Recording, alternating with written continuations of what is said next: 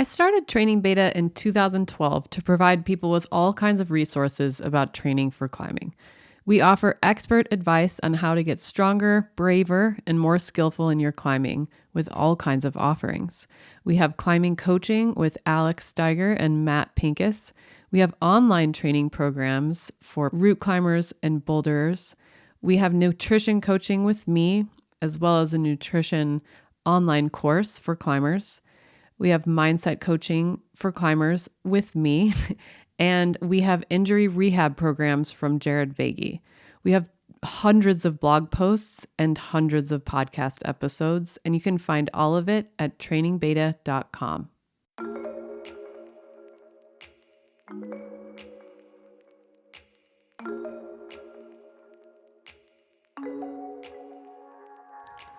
This is the Training Beta podcast, and I'm your host, Neely Quinn. Thanks for joining me for another episode all about climbing training. Today, I have a success story for you. A while back, I asked my audience to send me stories about their successes with climbing and training, and I got some great responses.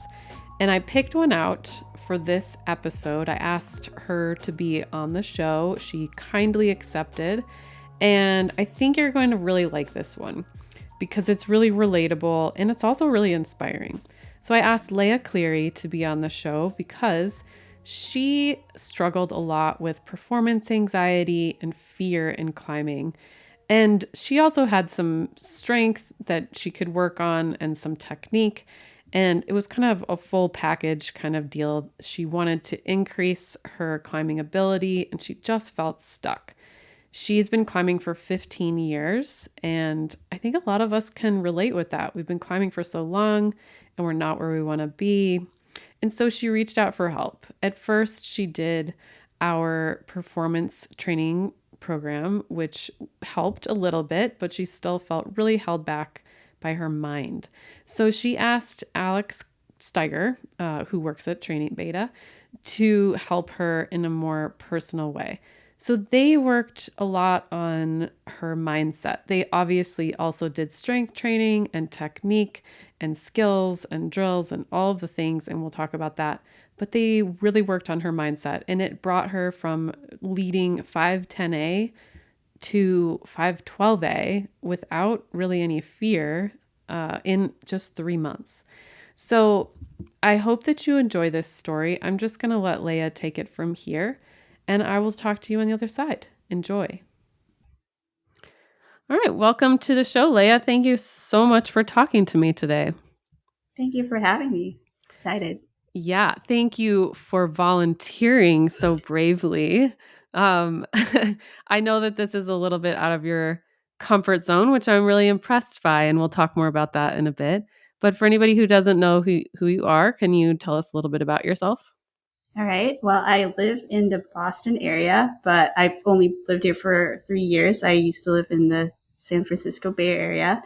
I started climbing in 2009, so like over 15 years ago now. I'm mostly an indoor ropes climber, mostly lead indoors. But I've been recently starting to make friends with climbing outdoors. And I'm kind of excited to share my story. Nice. Okay. And can I ask how old are you? I turned 40 last year. Okay. Okay. So you started climbing when you were like 25-ish? Yeah. Cool. And what do you do for a living? I am a machine learning engineer. Okay. All right. So full-time job? Full-time job. Got it. All right. So I think a lot of people can relate with you right now. And why did you want to come on the show? Well, since like maybe last summer, I've kind of been doing more. I switched my training to more of mental training, and it's really kind of changed my climbing quite a bit. And I just wanted to share it with people and hopefully maybe inspire other people to do the same. Because I've been enjoying it a lot, and I want other people to kind of enjoy what I've been enjoying. Great. Yeah. And first of all, really good job on that. It's not an easy thing to tackle. And the thing with this is I asked my audience for volunteers for people who had success stories with their training. I said, whether you've used our programs or our coaches or not. And this just did happen to be a compelling story where you did use our products and Alex as your Yeah. coach. And you had done some, like, you did also do some physical training as well, right? Yes. Yeah. Yeah. Yeah. Yeah. I mean, I guess I don't want to mislead people. I didn't just do mental training. Obviously, I was climbing a lot and following a program. But I think really what made the biggest difference was the mental part. Yeah. Okay. So I want to dig into that. And why don't you kind of take us through your history as a climber? And if you would do sort of a broad overview of like where you started, where you plateaued when you decided to start working on this stuff, and then what ended up happening because of it. And then we can go back through it. Gotcha. Well, so I started out as a very fearful climber. I was actually afraid of heights, but I just really fell in love with climbing when I started. I started climbing multiple times a week, but mostly just top rope because, again, a lot of fear. I also struggle a lot with performance anxiety. So for a really long time, it was just mostly top rope. Some of my friends started lead climbing a little bit. I got lead certified, but I never really did it too much because again, I was just too afraid. A little before the pandemic started, I started thinking like, oh, well, maybe I started wanting to get better at lead climbing. And especially like when I moved to Boston, I kind of made the commitment to like really work on getting better at lead climbing. And again, this is all indoors because outdoors, like I'm already scared indoors, but outdoors is like another level of scary for me. um, so uh, yeah, so when I moved to Boston like about 3 years ago, that's when I kind of decided, okay, I'm going to commit to really working on lead climbing. So um, I made sure I got lead certified right away. I joined the adult rec team in my new home gym because then I could do some more fall practice. And I guess it was just a way for me to kind of lead more because if I didn't just kind of left to my own devices, I'll just be like, oh, I guess I'll just top rope this or something like that. Yeah. Yeah. But then, so after doing about a year and a half of the adult team, my regular climbing partner and I decided that we kind of wanted to try training a little bit more. So we left the team and we actually started out with one of your programs, so your root training program that Matt Pincus wrote. That was like in the fall of 2023, I think. So we did two blocks of it, like two whole blocks of it, and it did help us quite a bit. There's actually a couple of um, like the endurance training really helped a lot, and like the resting training really helped a lot. Um, but I was still struggling a lot with performance anxiety, so I would project some stuff, and I'll get to the point where um, I know all the moves, I got all the clips. In theory, I should be able to send it, but um, the sending part was just so scary. Like I like almost dread having to like to do the send go, and then I'll do this. I'll try to send it, and I will always fall in the same place. Like especially if it's got like a crux that's really high up in the root. That's like my Achilles heel. Like it'll just be like I'll be climbing great until like maybe a bolt or so before like where the crux is, and then it's just downhill from there. So that's kind of one of the kind of big reasons why I was kind of like, well, maybe I need a coach, just because it's not so much fun to keep struggling with that performance anxiety, I guess. Yeah, it's Um, super frustrating. yeah, Yeah. So that's when I started working with Alex. So that was around uh, the beginning of summer last year. So I think it's like June 2024. All right. So you made some progress. Did you feel stronger, but you just still were not performing the way that you wanted to?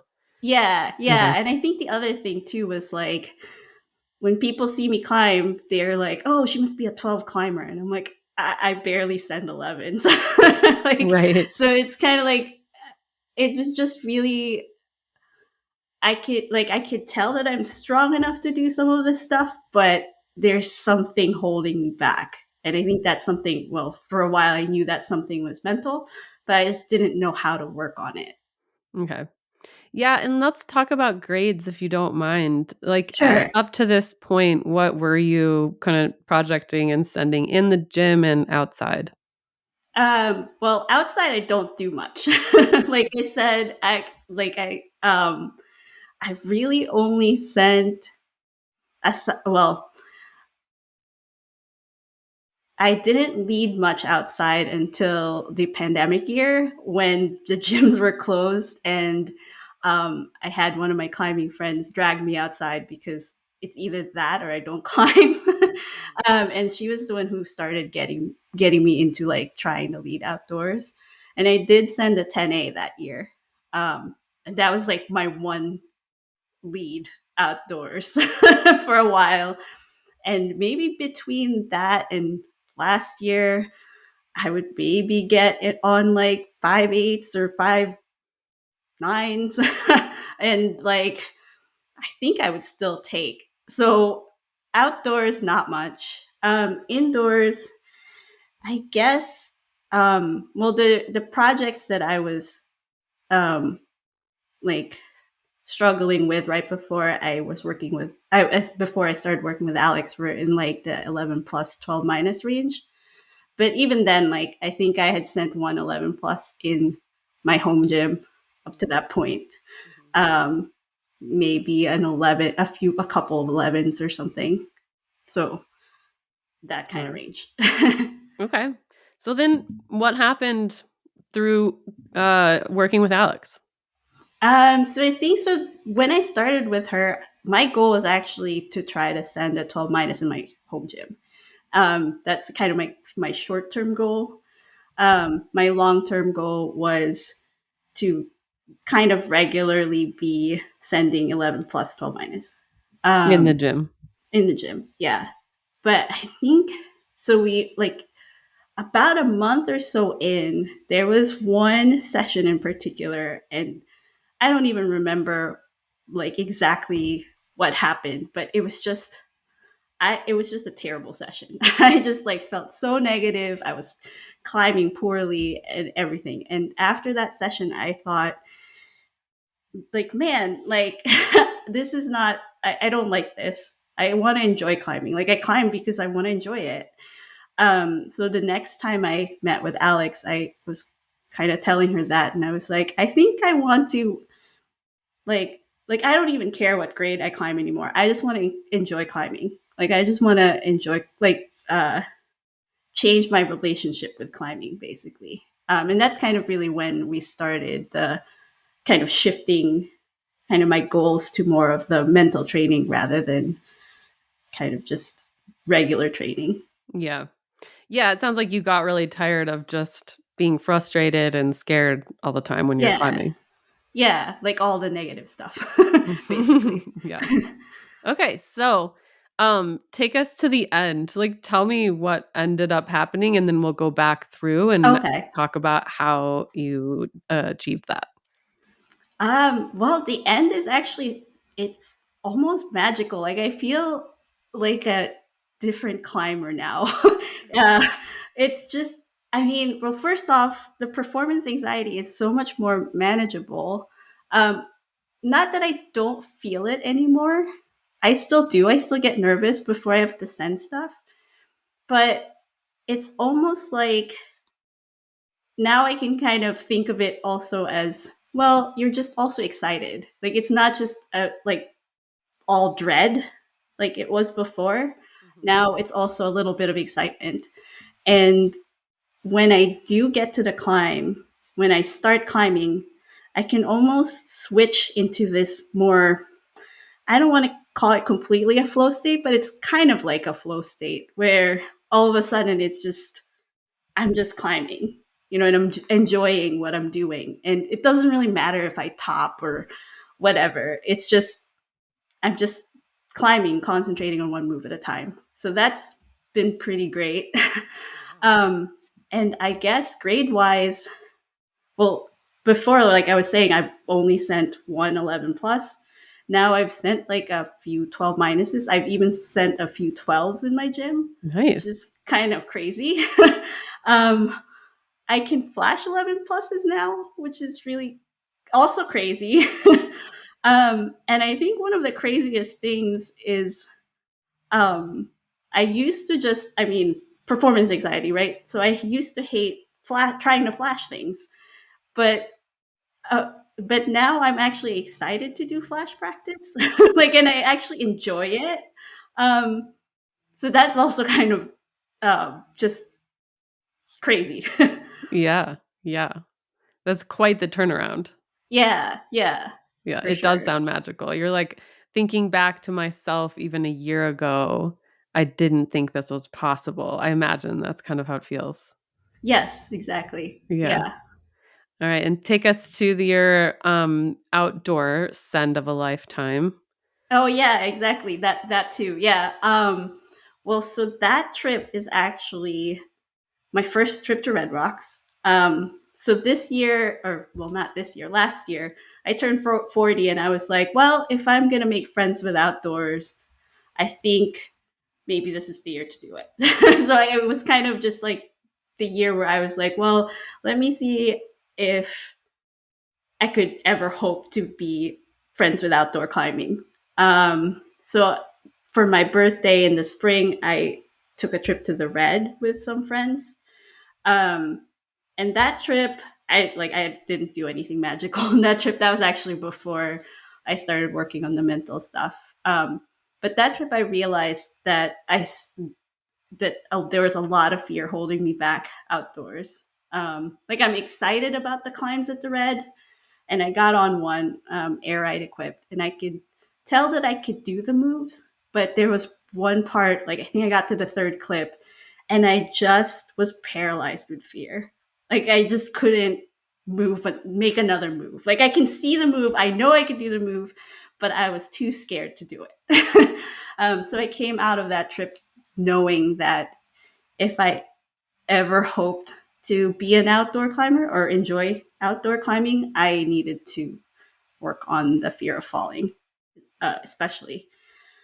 And then fast forward to after like all the mental training, um, I visited the Red Rocks for the first time with also a couple of friends, or well, two of the same friends that I visited the Red with. Um, and that trip had like zero expectations. It was just, I just wanted to know what Red Rocks was all about. My one of my climbing friends actually, she wanted the project Fear and Loathing, and that's why I got on Fear and Loathing. So it was kind of just like 100% curiosity, like like how would this feel or whatever. And it turned out to be totally my style. Like I really liked the movement. It felt natural. Like I just like the moves just felt intuitive. Um, and yeah, by the end of the trip, I sent it, which was just mind-boggling. Yeah, and for people who don't know Red Rocks, it's a 12A that is like a hard 12A in my opinion, like kind of a really hard one. And so that being your first, I mean, was it seems like that was your first 512A, but also your first 11A, first Yeah. 10B, first 10B Right, exactly. outside. Like the best send before that was, yeah, the year of the pandemic, a 10A. Yeah, that's crazy.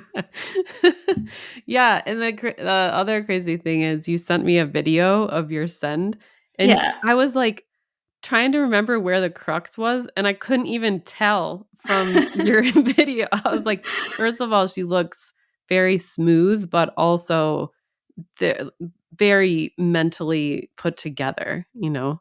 So, that's quite a turnaround, like I said earlier, but it's also notable because you only started working with Alex in June, and then you went there in October, so it was only, like, a Yeah. few months, really. Yeah. Yeah, Yeah. so Exactly. everybody listening to this is like, "Okay, how do I get some of that?"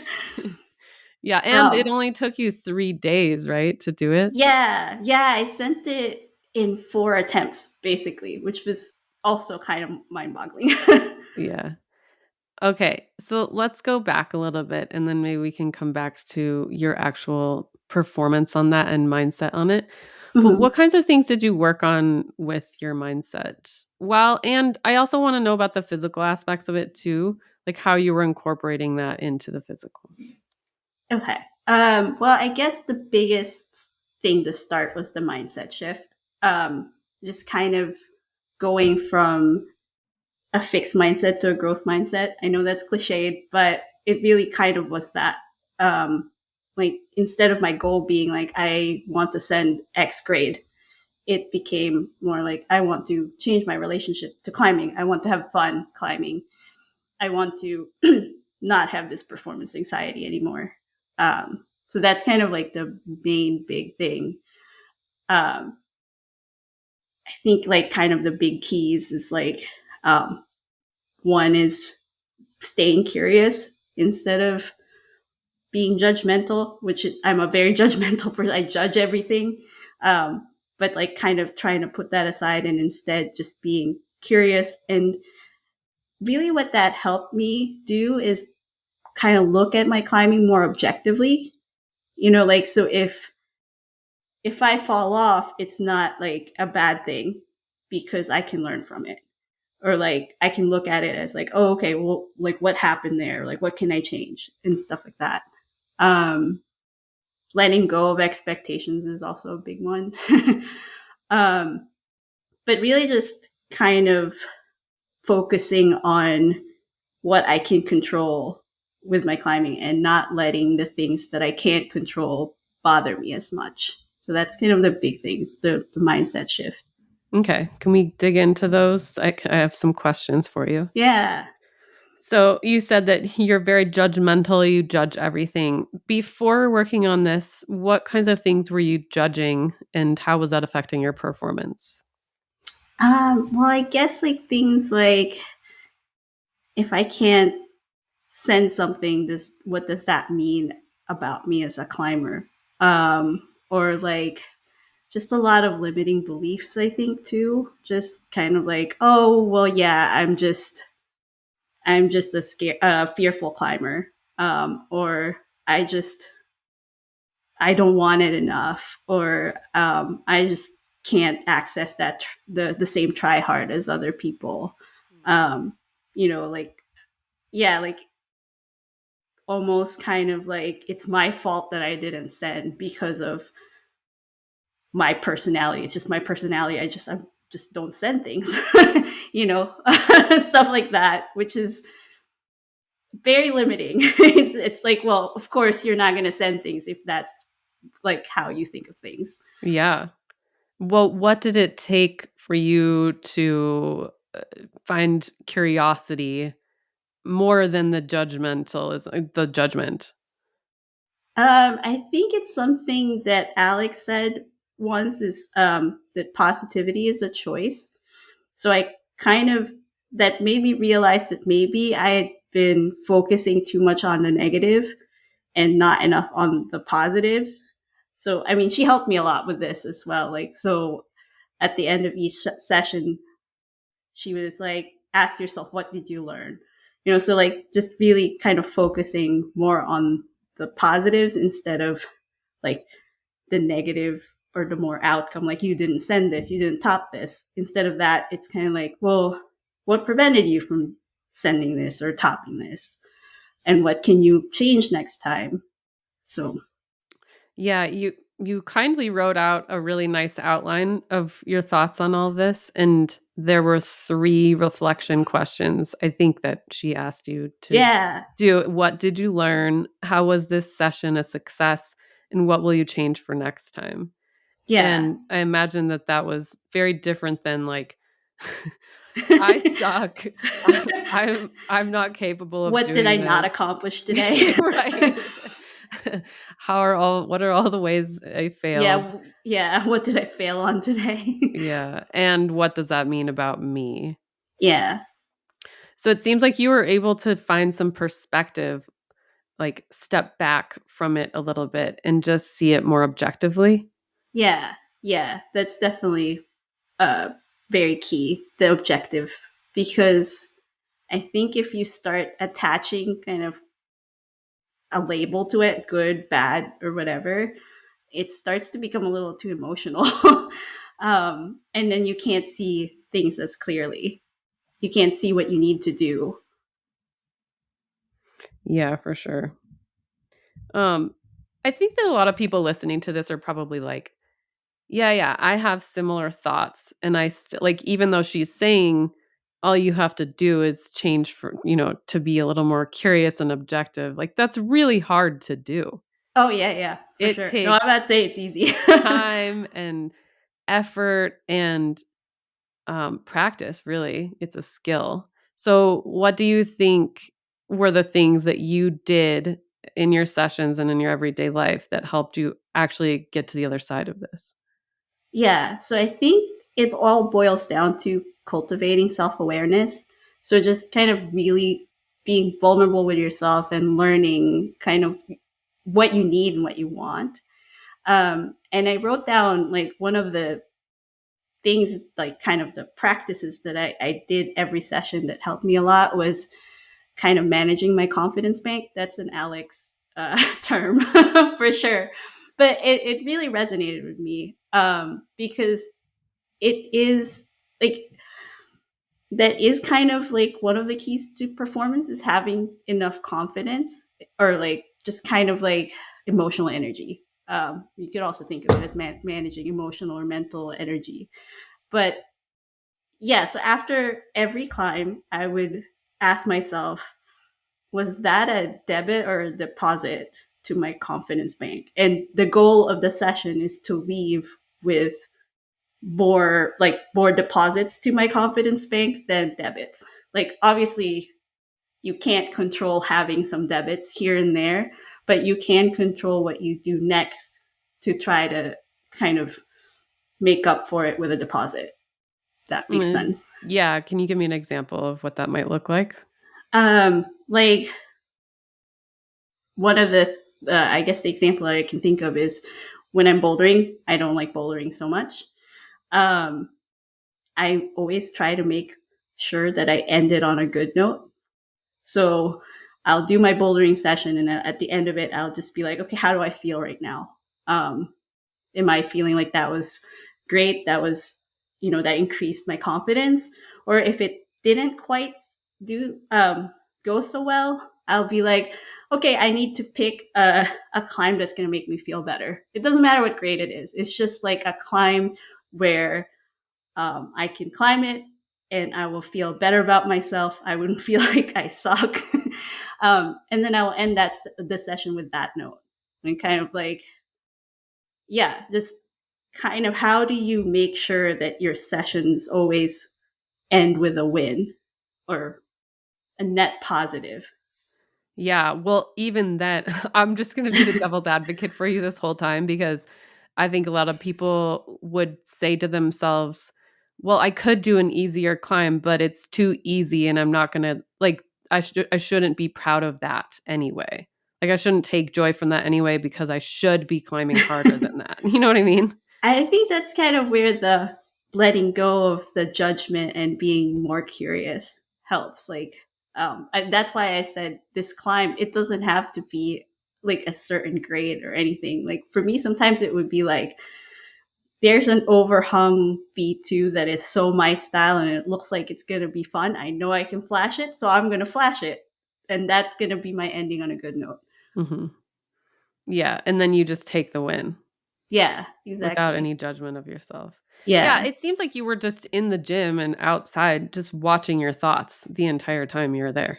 Yeah. And just kind of like really monitoring it and making sure you're asking yourself, what do I want right now or what do I need right now? And kind of, that's why I say cultivate self-awareness. You're learning like all of that because I feel like a lot of the time sometimes someone will ask you what do you want to do and you're like I don't know.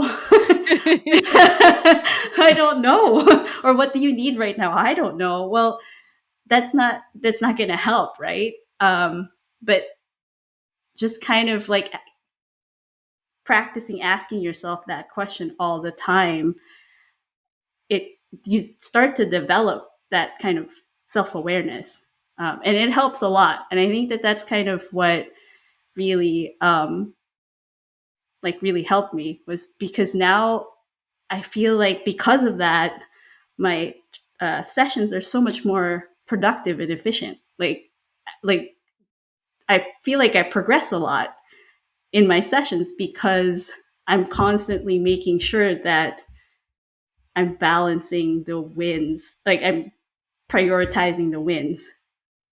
Mhm. Yeah, and contrasting that to sessions before this, where I'm imagining you would walk around being like, "Well, what should I do? Yeah. What are my expectations of myself to be doing?" But there wasn't very much want or desire in there. Yeah. Yeah. Like, you were Or kinda like, making yourself do things you didn't kinda really wanna do. right. Or something where like maybe you're tired that day, but oh, but the training program says I should be doing like these climbs. But what's going to happen? Like you're probably not going to be able to complete them or not be able to complete them as well when you could have done something else and worked on something else because you recognize, oh, I'm just too tired today for this. Maybe I'll work on something else that I have enough energy for. And then I'll walk away, like, feeling like I moved forward instead of taking a step backwards. Mhm. Yeah, that's huge. It's crazy how many people are out there 'cause, I mean, this is a lot of the work that I do with mindset clients is, like, they're not having fun, and they're Mm-hmm. just banging their heads against the wall of, "This is what the training plan says to do. I have to do it. This is how I get better," and getting better is the most important thing. Yeah. And Yeah. But you're yeah, not really going to get better with that mindset, I feel like. exactly. Yeah. Yeah. Yeah, and the thing with you was you took that out of the equation. You were like, "Look, getting better would be great, but my most important priority right now is having fun." Yeah. Yeah. It's like, how do I learn to enjoy this? And the getting better kind of just came along for the ride, actually. Right? Yeah. It was just like an unintended side effect of all Yeah. of this. Yeah. Yeah, so it must mean that you aren't so rigidly sticking to her programs or that maybe she's changed the programming to be like, "Here's your choice A, here's choice B, here's choice C," or something like that. Is that Yeah. It's a little bit more, I guess, it's not quite as prescriptive, if that makes any sense, right? Like it's kind of just like, or like for example, for bouldering, it's like pick a climb that looks like a crux of a possible project and work on that. But pick one that you enjoy. right, So it's yeah. kind of like the there's still some goals, but it's really more for structure, right? Like so, like you go into the bouldering gym and you're like, okay, I'm doing cross practice today, so that's what you're applying this to. But the how of like how you do that cross practice is really kind of the actual intention of that session. What do you mean? Say more.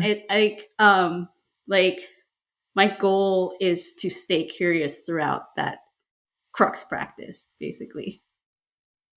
Stay curious, like, you get on a crux of a boulder, you fail, you fall off, you say to yourself, "What happened there?"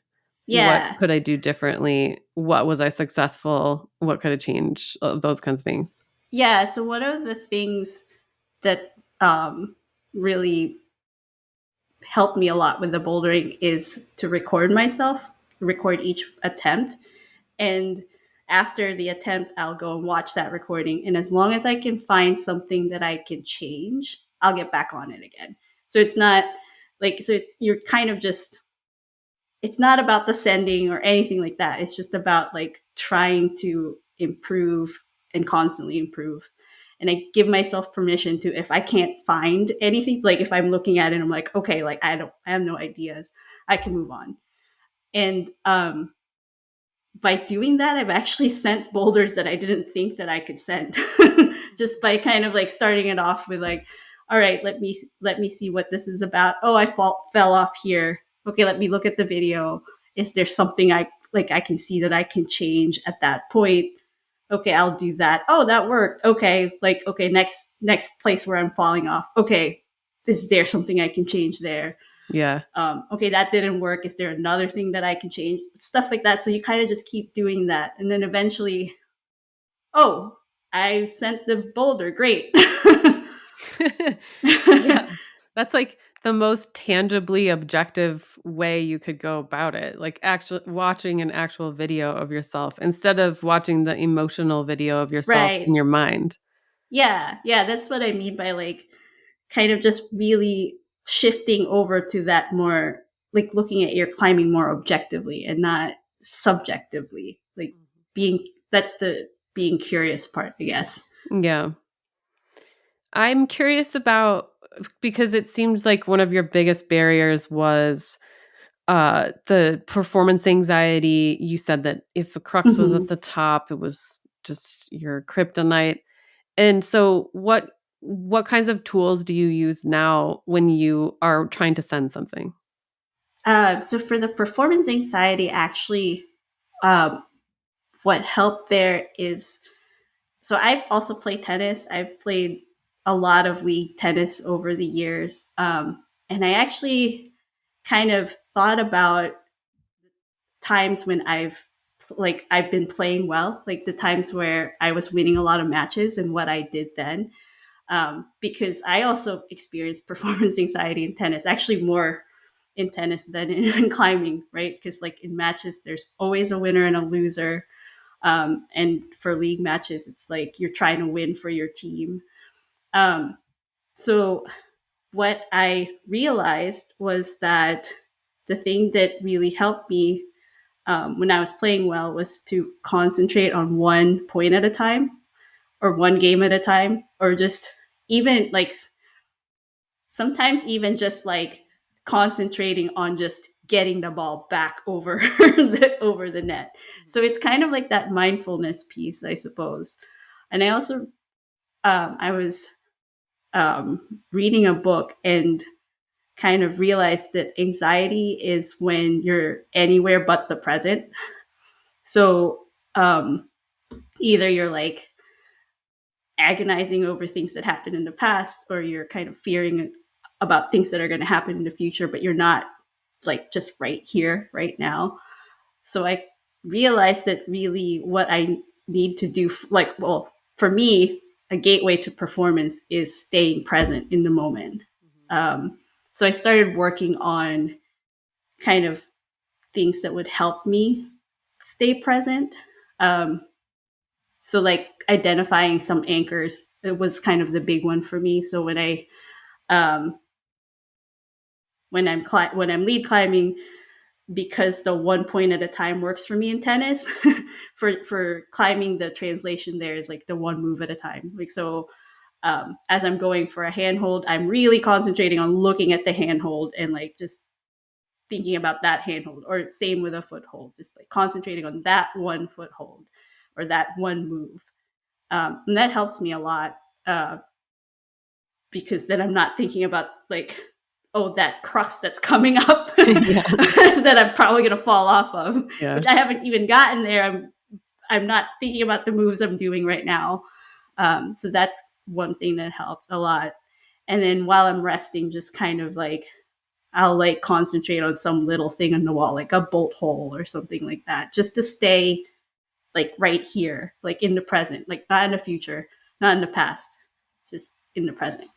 You mean when you're resting while climbing, not like, Yeah, yeah, yeah. okay. Like So if you're, I'm in a rest stance or something, because yeah, like sometimes that that's kind of when you could start. you're spiraling. Yeah, exactly. You're like, oh, okay, this is the last rest before this hard sequence. Yeah, but Yeah, no, it's kind of just like, okay, no, like just right here, right now, just concentrate on what's the purpose of your rest is to recover, right? So, yeah. So the yeah. one move at a time is a big one. Yeah, it sounds like you've incorporated a lot of mindfulness into your climbing. Yeah, yeah.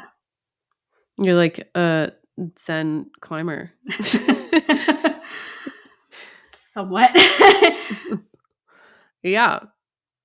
Um, But you I'm can see that in the video of Fear and Loathing too, right? Like that's kind of what I try to do now is to just like one move at a time, just really one move at a time so that I could like really keep composure, because I feel like that was the other thing with the performance anxiety is once I start spiraling, I can't really even move my limbs that well anymore. Like you're just kind of, you're like gripped, you're like you start to kind of just like, I don't know, I kind of want to just like shrink. So I won't extend my arms as much. Like I won't trust my feet, all of that stuff. So it kind of does affect you physically.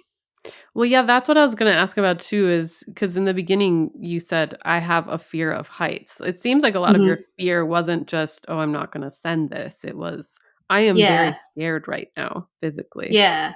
And so it sounds like that the move paying attention to one move at a time and staying in Hmm. the moment, that really helps your body to stay present as Yeah. well and mobile, and then that, like, kinda abates some of the fear there. Yeah, yeah, for sure. Because it's like, well, I'm safe right now. Like, because, yeah, again, like the whole thing with anxiety is it's like, I'm afraid of when I fall. I'm not even falling yet. It might not even be that I would fall, but I'm stuck in that kind of like future scenario of what if I fall. Yeah. Or, like, I don't wanna go beyond this bolt because then I will watch the bolt go farther and farther away from me. And instead, Yeah. you're just like, "Well, now here is where I am, and now here is where I am," and just, like, Yeah, dealing with it as exactly. it comes, yeah. Yeah, that's great. One of the other things that you put on your outline was getting the challenge level right Oh, yeah, was, yeah. part of your cultivating self-awareness. Can you talk about that? Yeah. So I guess um yeah, that's very key because I think that's so for you to progress, right? You have to kind of challenge yourself. It's what you were saying, like if it's too easy, it doesn't feel like you're learning or anything like that. But you could also push that too much, right? Like you don't want to take on too much where you're like, now you're traumatizing yourself or like it's just, you're going to fail and it's just negative. So I think like cultivating that self awareness and just constantly checking in with yourself and knowing what you want and what you need at a time helps you really get that challenge level right. Um, and and I think that is the key to like how I progressed so fast was because again in every session I'm getting the challenge level just right, and I'm getting kind of like the maximum progression that I can get from that session, which is um, I think pretty key. What are some clues that you were getting the challenge level wrong? Before, like, Yeah, mhm. yeah, um, well, I guess I that's a good question. Well, with the projects that I was doing, it's kind of just like, um, yeah, like that's just the falling off all the time. Uh, The yeah, I guess I being haven't thought of that. gripped. You were Yeah, being kinda like gripped, or being yeah, just I think it's really more just like you walking away from like a like an attempt with a net negative, like kind of feeling like worse about yourself. Yeah, that makes sense. Worse about yourself and having made like even negative physical progress on a Right. climb. Yeah. Yeah. Like Mhm. feeling like you went a step backwards Right. Yeah. instead of like forwards. Because I guess just because you didn't send something or just because you failed doesn't necessarily mean that you took a step backwards, right? Because sometimes when you fall somewhere, you're like, oh, okay, I need to work on the beta there. Or like, there's still forward moving things that can happen. But if you fell off somewhere where you're like, I just can't do that move. I'm just like not good enough or not tall enough. That's another big one for me. It's like, because I'm short. It's like, oh, like, when in the past, I'd always just be like, I'm too short for these things. Um, that's kind of a sign that I'm not getting the challenge level right. Yeah. Can you talk a little bit more about the being short piece? How tall are you? Not quite 5'1", Yeah. so like 5 feet and a half, an inch or so. I literally just measured myself at the doctor yesterday and I am 5 feet and 1/2 inch too. So um, you can relate. oh yeah, I mean, I fully can relate. I've done whole videos and podcasts about this. But so what helped you get out of that loop of being like, "Oh, I'm just too short for this," or "Oh, it's just the root setter, they screwed over short people," or whatever it was that you were saying to yourself? Well, I guess that's the that's the piece where you're again like being self-aware. It's like and also concentrating on the things that you can control. Because I can't control my height, I can't control the root setters, but I can control just what I do on the wall.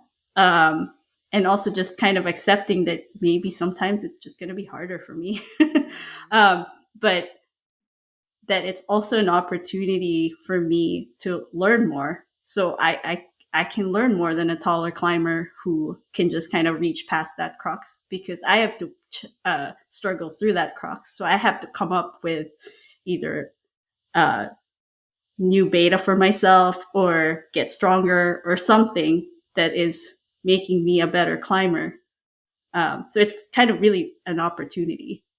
So I Yeah. think kind of reframing it that way as well. Yeah, I mean, positivity is a choice. You made a choice right Yeah, there. right, exactly. Yeah. Like, I get to learn more. I get to experience more from this climb. Yeah, Yeah. yeah. But that it's again, it's a lot of work, but it's a commitment to that, like being positive, like kind of catching yourself when you become negative and be like, okay, whoa, like how can we reframe this? Or okay, I get it. You're kind of frustrated that you're short, but let's let's how do we move forward from this? Yeah, it seems like the key here is while progression is still a goal of yours, it Hmm. is for every one of us, Yeah, basically. The bigger goal is always, I want to have fun and enjoy myself yeah, and learn. And so in that scenario, even the having fun is trumping the progressing. Because you're like, yeah, I right. might not do this climb, but what can I learn here? Right. But the having fun is progression though. Cause like, I mean, I'm at least for me, because it was something I struggled with for a really long time. Like, so I mean, um, just like even with the performance anxiety, just like kind of how much less I feel it now, that feels like progress to me. Oh, yeah, for sure. Yeah, and I guess I should have been clearer with my words, progressing in grades With and the grades. Yeah. yeah, with sense. But Yeah. I mean, the fact that you just said that, but you were like, "No, I am progressing." It's just like such a testament to your growth mindset being front and center. It's really Yeah. lovely to see. Um, so there was one other thing here, you on your outline, you said there was intentional and consistent practice. So one of the things was redefining your metrics of success. Can you talk about that? Yeah. Yeah. Like I think I mean, it's all well and good to kind of say, oh, I'm going to work on this, but, and, maybe you work on it once, but it doesn't really start to change you unless you do it consistently, like over and over again. But yeah, I guess redefining the metric of success. I guess it's what I was saying with like Alex would give me goals for a session, but that doesn't necessarily like achieving that goal is not necessarily my metric of success for that session, right? Like that goal is just kind of a structure for the session, um, but my success is really how much I learned that session moving towards that goal. So I think that that's helped a lot, um, because it in the process of doing that, then you do kind of achieve that goal because you learn what it takes to actually achieve that goal. Mm-hmm. Yeah, one of the examples you give here is just getting to the top could be Yeah, a process goal. And yeah. like, what would that do for you? Yeah, And that was a big one actually. Because before I would just kind of get too frustrated and not get to the top. And Alex was like, no, like, work on trying to just get to the top no matter what. Like, so that kind of taught me a lot actually. Well, one is like kind of the perseverance, but also like how to think strategically. Like, okay, if I'm projecting something and I just can't do all of the moves just yet, well, I could always kind of rainbow past those and like try the moves after it and then work on like, getting those moves later. But getting to the top is kind of like, it's kind of almost empowering in some ways, right? Like it's kind of like I did everything that I could possibly do and I got to the top. So yeah, that was like one of the first uh, things we worked on just because like I just yeah, I even had trouble just getting to the top of climbs like with a bunch of takes. yeah, because you would just give up instead. Yeah, Yeah. or just get too negative. Right. And I think that's really common where people because that's the projecting process right there Mm-hmm. is getting on something that's a little bit harder Oh, for too you hard. than yeah, and people just give up instead of doing the work. And Yeah, she asked you to do the work. she did. Yeah, exactly. But I think in that process, it's kind of like taught me a lot about like what it takes to get to the top. So yeah, Yeah. And one of the things you said was you're working on using the wimpy stick. yeah, Yeah. Which is a yeah. little stick clip, and you can make it yourself. Um, it's way easier to bring up the wall, but what has that done for you? I think that was one of the game changers for outside actually. So I was gonna say like in that vein of self-awareness, I think my biggest barriers to climbing outside had been, well, fear of falling, big fear, um, but also just kind of feeling not self-sufficient, if that makes any sense. Like because outside, right, like um you can't just like hop on a climb that you can't top because then you're gonna have to leave your gear, or someone's gonna have to rescue your gear for you. And that just makes me feel like bad. I don't know. I don't know. Like I feel bad that I'd have to go with friends who I'll have to force to like rescue gear for me if I wanted to Right. get on a climb that's maybe a little too hard. But the thing with the wimpy stick is it's kind of like, well, I can get to the top. I feel more confident that I can get to the top no matter what. It doesn't have to be pretty. Like I can just kind of like wimpy stick myself all the way to the top, but it's it's just like a big deal to me being self-sufficient. So that helped a lot with getting more comfortable climbing outdoors. To be honest. Yeah, right. Yeah, it builds your confidence. It allows you to learn so much more when you can just like stick clip up a scary part, work out the Yeah. moves, and then, you're not just taking whips, scaring yourself, getting into the panic Hmm. zone. Yeah, it's a big deal. Yeah. Yeah. And it also lets you kind of just get on stuff to be curious about it, right? Like just be like, oh yeah, like I know this climb is maybe a little too hard, but I just want to experience it, you know? Um, but you don't want to worry about possibly leaving gear on it or something like that. But yeah, and you might surprise yourself too, right? Like maybe it was just that one section, but it happens to be in the middle. But if you like just kind of stick clip your way through that section, then all of a sudden maybe you have a project. I don't know. So I think it opens up a lot for sure. Yes. Go wimpy stick. I use Yeah, it no shame. often. Yeah, no shame whatsoever. No Um, shame. yeah. And then bringing us back to your send of Fear and Loathing, what kinds of tools did you use on that climb? And you mentioned a couple, like when you were resting, which I did notice you rested for a while. I was like, that's good. She's calm. Like she's got it. Yeah. What kinds of things did you use? Well, yeah, like definitely the one move at a time thing.